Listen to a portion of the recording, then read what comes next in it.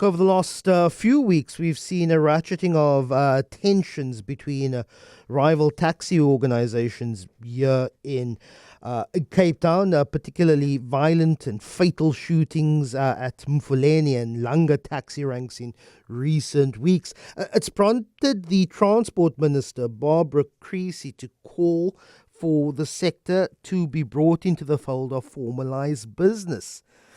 Of course, it would be critical in saving lives, but also it would address the issues of drivers and operators seeing to themselves, formalizing themselves.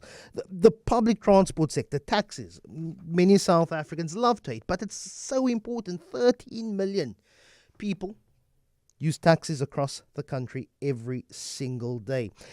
But the voices from across the table on the side of operators, they're painting a picture of them being failed by government time after time. So what can be done to make the sector more efficient, more safer, maybe even increase a tax base which will then benefit the fiscus? Joining me now is Isaack Lesole. He's the host of a podcast of Transit Ringas. And they're a platform, they're a little bit of a lobby that looks after the interests of taxi operators, drivers, but also drivers of meter cabs and e-hailing drivers. Isaack, thanks so much for joining us. Really appreciate your time. The minister actually saying, well, if the transport and the taxi industry wants recognition, they're going to have to do it by themselves. They're going to have to start formalizing and seeing themselves as bona fide business entities. Isaack, good morning. Good morning, Lester, and thank you for having me.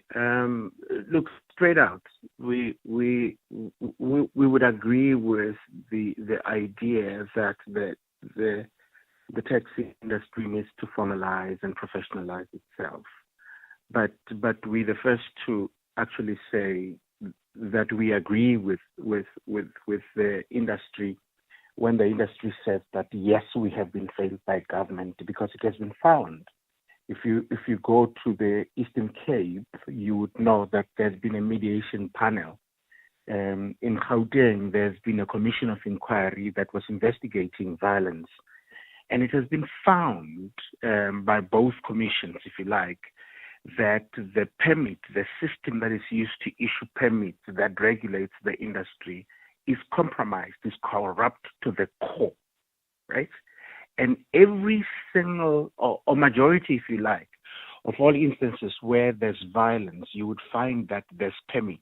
There's always route involved. M14, M18, you'll always find that there's a route involved. And the only institution that is responsible for issuing permits and giving people allowance to operate specific routes is government. And what you find in more cases is that there's either two organizations that are given the same route, or you would find that there's a duplicate permits that have been issued fraudulently. So while we agree with the minister, we would want to put it out there that it's just actual wishful thinking until the minister addresses the issues internally within the department itself. Before that, this thing is going to continue. Isaack, I appreciate when the industry says, look, there's barriers to entry when it comes to, as you say, corruption within the licensing departments, that there are subsidies for bus transport, but not for taxi transport, that the credit regime of having to buy a vehicle that is more than R1 million, and that the repayments make it as such that operators are essentially living from hand to mouth. But the industry itself hasn't necessarily bathed itself in glory with its very, very bad public perception that it is a lawless industry. I agree. I mean, we've communicated this, and we continue to communicate this to the industry. The industry has lost public sympathy. The industry itself is battling to find ways to professionalize itself. Unless you have an institution, or you find government, that just compels and enforces the rules and the laws that are already in existence. it would be easy to get around these things. But yes, the responsibility, sits with the industry itself. But I think it must be said that the industry is performing a duty that government is supposed to perform, and that is transporting the 13 to 15 million people. That's the responsibility of government. So you have the industry. It's like there's no difference between the taxi industry and spaza shops, by the way.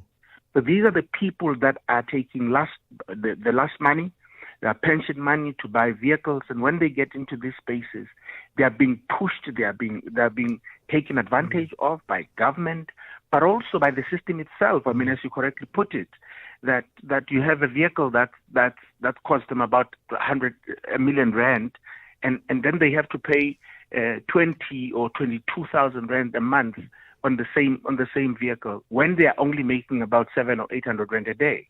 It is impossible to operate that. So you're going to have this problem going on for the longest time until government introspect, until government accepts that we are the cause of this crisis. We are the reason why there is oversupply of vehicles. That we are the reason why there are multiple associations operating one vehicle. Isaack Lesole, really appreciate your time. Host of Transit Ringas podcast. Really appreciate your time.